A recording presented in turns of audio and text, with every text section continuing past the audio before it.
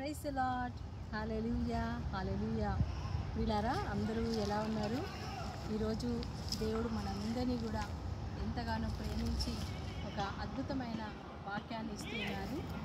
ఏలియా మన వంటి స్వభావం కలిగిన వాడే, కానీ ఆయన మరి ఎంతో విశ్వాసముతో ప్రార్థన చేశాడు, ఎంతో చాలా ధైర్యముతో ఉన్నాడు.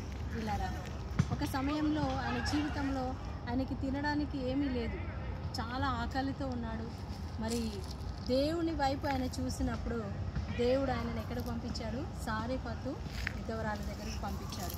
ఈ సారెపతు విధవరాలు మరి ఆమె కూడా మరి చాలా ఆకలితో ఉంది, తన దగ్గర కూడా ఏమీ లేదు. కానీ మరి ఆమె దగ్గర కొద్దిగా పిండి, కొద్దిగా నూనె మాత్రం ఉంది. అయితే దేవుడు ఈ యొక్క సారెపాతు విధవరాల్ని పోషించడానికి ఏలియా ప్రవక్తని సారెపాతు విధవరాల దగ్గరికి పంపిస్తున్నారు. ఆమె ఇలాగే ఒక చెట్లు ఉన్నటువంటి ప్రాంతంలోకి వెళ్ళి ఈ యొక్క కర్రలు ఏరుతూ ఉందన్నమాట. ఎందుకంటే ఆమె వంట చేసుకోవడానికి కర్రలు కూడా లేవు. సో ఆ కర్రలు తీసుకోవడానికి వెళ్ళినప్పుడు ఏలియా ప్రవక్త ఆమె దగ్గరికి వచ్చి, అమ్మ నాకు ఒక గ్లాసు నీళ్ళు ఇస్తావా అని అడిగారు. వీళ్ళరా మనము దేవసేవకులకి ఒక గ్లాసు నీళ్ళు ఇచ్చినా కూడా పరలోకంలో ఆయన గుర్తుపెట్టుకుంటా అన్నాడు. మరి ఆమె సరే నేను గ్లాసు నీళ్ళు ఇస్తానని వెళ్ళినప్పుడు ఆయన అడిగాడు, అమ్మ నాకు ఒక చపాతీ కూడా ఇవ్వవా, నాకు చాలా ఆకలి వేస్తుంది.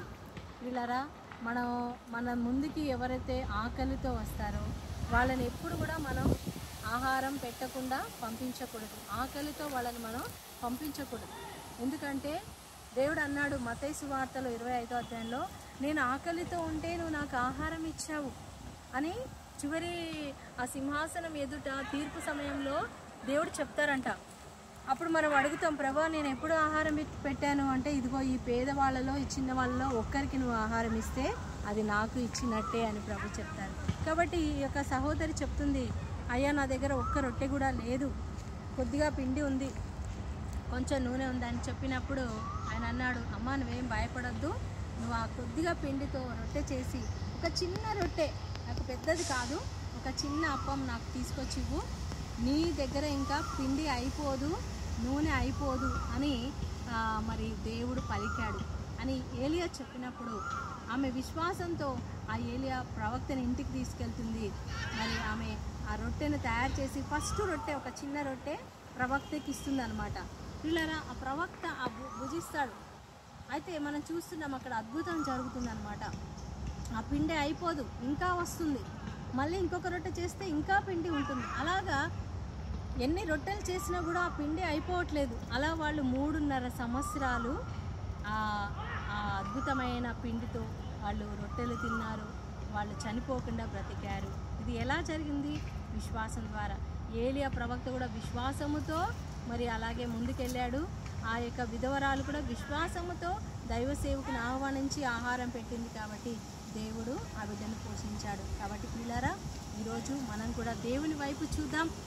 దేవుడు మనల్ని పోషిస్తాడు. మన ఆకలి తీర్చే దేవుడు, మన దాహం తీర్చే దేవుడు, మన కన్నీరు తుడిచే దేవుడు, మన బాధలు తీర్చే దేవుడు, మన ప్రతి అవసరాన్ని తీర్చే దేవుడు. కాబట్టి డోంట్ వరీ, ఈ రోజంతా కూడా దేవుడు మీతో రాబోతున్నాడు.